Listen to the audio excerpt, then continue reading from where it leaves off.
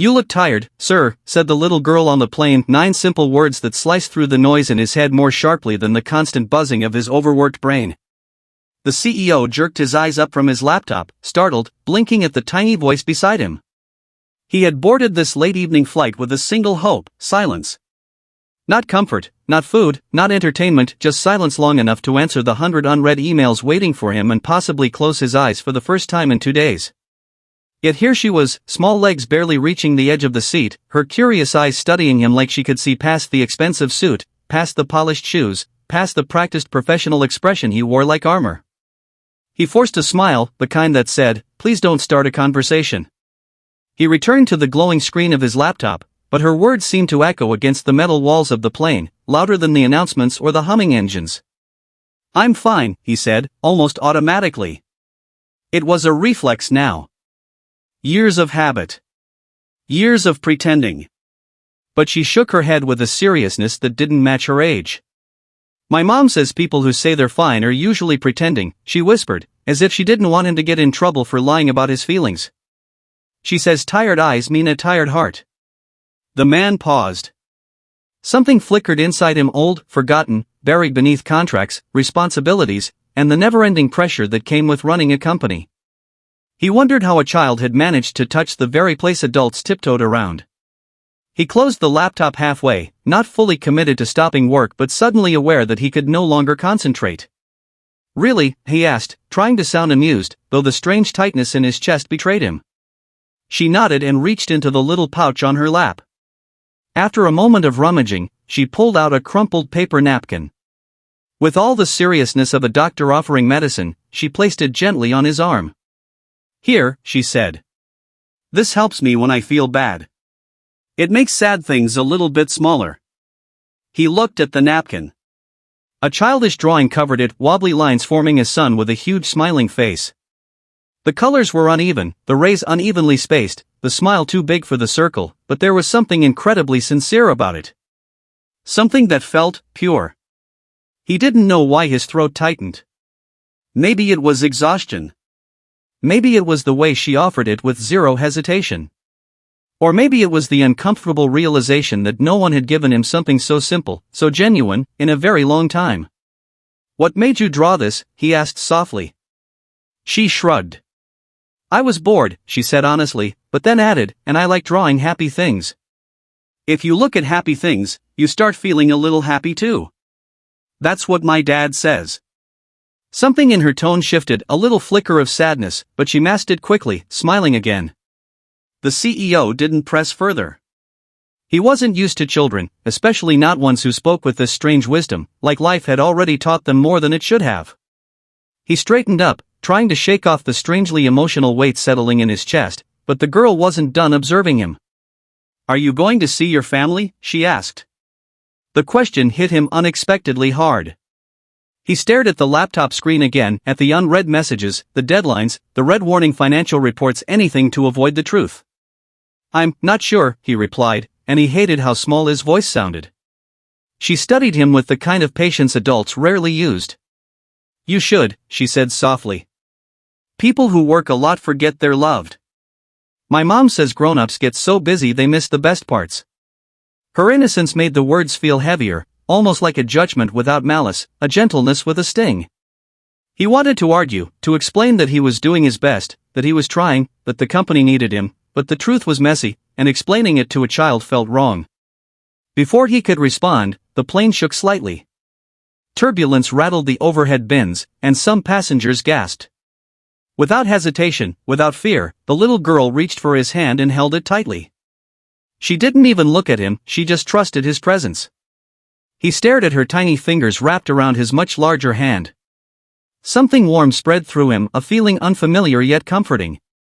He realized how long it had been since anyone had held his hand simply for reassurance. The turbulence faded, but she didn't let go. Not for another minute. Not until she was sure the plane was stable again. "You're not scared?" he asked gently. She grinned. "No. I like flying. It feels like being inside a cloud." Then she looked at him seriously. "But I hold hands because it makes people feel safer." He felt something in his chest loosen, a small crack in the wall he had built over years of pressure and responsibility. The conversation continued naturally, surprisingly easily. She told him her name. She told him about her dog that she hoped her mom would let her adopt someday. She told him about the stars she loved watching with her dad every night before bed. She told him she wanted to be a pilot because pilots take people to the ones they miss. He listened, and the more she talked, the more he felt the exhaustion leak out of him, not through sleep, not through rest, but through something he had almost forgotten how to experience. Connection. And between each new detail of her little world, she somehow found time to check on him. "You still look tired," she would say gently. Or, "Do you miss someone?" Or, "Does your heart hurt?" No adult ever asked him these questions. Not his colleagues, not his board members, not even his wife, not because she didn't care, but because he never allowed himself to look reachable. But this little girl saw right through him. By the time the plane began its descent, he realized something unexpected: he didn't want the conversation to end. He liked hearing her talk about dreams and stars and simple joys. He liked the way she made him feel human, not just important. Present, not just needed. The world outside the window turned into tiny lights, the city growing nearer. She pressed her face to the glass, whispering, "It's so pretty, like the city is a necklace." He smiled, a real smile this time, because only a child could compare an entire city to jewelry without sounding ridiculous.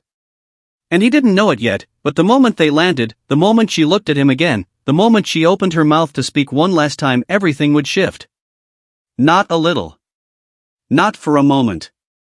But forever. The plane touched down with a soft thud, but inside him, something heavy landed much harder. As passengers unbuckled their seatbelts, grabbed their bags, and rushed toward the exit, the little girl beside him remained seated, studying him with the same gentle curiosity she'd shown since takeoff.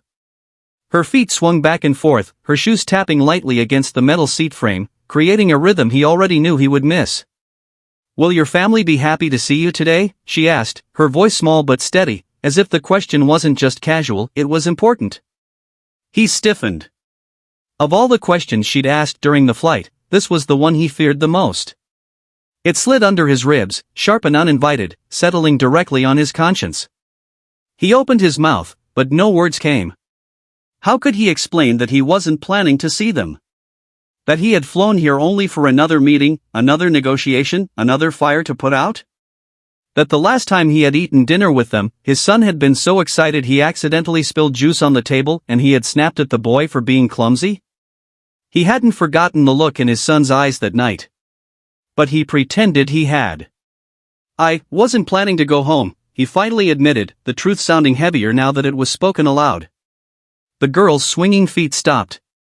She looked up at him with a frown so soft, so pure, it made him feel like he had just disappointed someone whose opinion mattered more than all the board members combined. "Why not?" she asked simply. He swallowed, his throat suddenly dry. "There are things I need to take care of. Work things. Important things." She thought about this for a moment, then gently shook her head. "If I had a dad who worked so much, I'd want him to come home, even just for a little while. Even just to say hi." Her voice quivered as she said it, not from shyness, but from a sadness so deep it wrapped around her words like a shadow. And then he understood. Her father wasn't waiting for her. Her father wasn't anywhere she could go back to.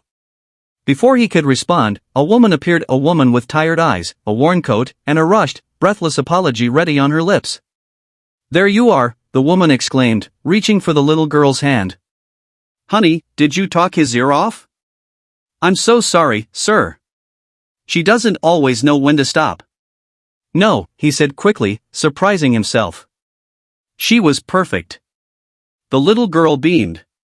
But the mother looked embarrassed, forcing a small smile. She talks to men in suits sometimes," she explained hesitantly. Her father wore suits. He traveled all the time. She likes to pretend he's still around. A crack opened in the CEO's chest, sharp, immediate. The little girl tugged at her mother's coat. "Mama, can I say bye?" Her mother nodded, already moving into the aisle. The girl turned to him and surprised him completely by wrapping her tiny arms around his waist.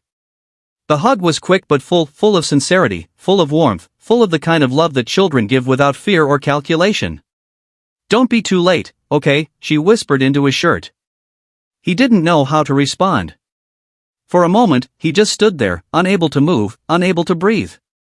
But when she pulled away, her small hands still gripping the napkin-drawn sun he had tucked into his pocket, he realized something: she wasn't giving him advice.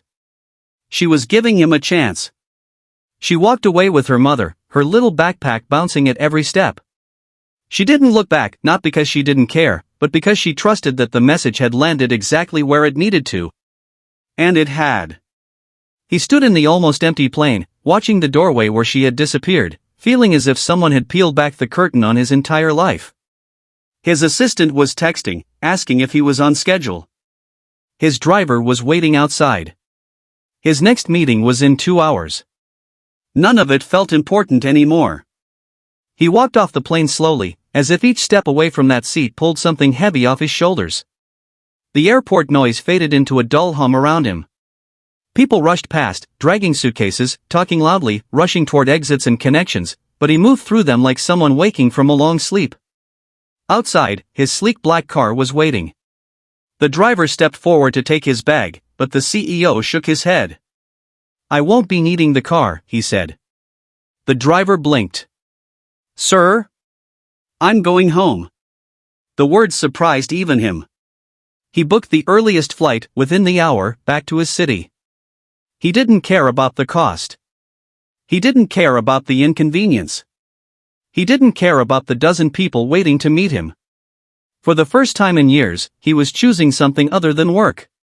He boarded the new plane, sat by the window, and for a moment imagined the little girl's hand in his again during takeoff. Her voice echoed softly. "Grown-ups forget they're loved." He stared at the napkin with the smiling sun that he had pulled out of his pocket. The colors were smudged now, partly from his fingers, partly from the weight of the moment pressing against it. Something so small shouldn't have meant so much. But it did. Hours later, he stood at his own front door. He didn't use his key. He knocked almost timidly, like a man visiting a life he had abandoned. The door opened. His wife stood there, confusion sliding across her face. You're home? Did something happen?" He shook his head, eyes filling before he could stop them. I needed to be here." Before she could say another word, a shout echoed from the living room. "Daddy!" His son ran toward him, feet pattering loudly on the wooden floor, arms wide open. The CEO dropped to his knees and caught him, holding him so tight the boy giggled and winced. That sound, pure, joyful, untouched by the coldness of adult life, was the sound that broke him. "I'm sorry," he whispered into his son's hair. "I'm so sorry." His wife knelt beside them, placing a hand on his back. "You're home," she said quietly. "That's enough." In the warm glow of his living room, surrounded by the two people he had neglected without meaning to, he felt something inside him thaw. Later that night, he placed the crumpled napkin, the smiling sun, on the kitchen counter. It looked small there, almost insignificant, but he knew it wasn't. It was the symbol of a promise, one he had already begun to keep. He would never miss another family dinner. He would never choose meetings over memories again. He would never walk through life with tired eyes and a tired heart without realizing what he was losing. All because a little girl on a plane had cared enough to say, "You look tired, sir." He hoped, wherever she was, that she knew she had changed a stranger's life forever.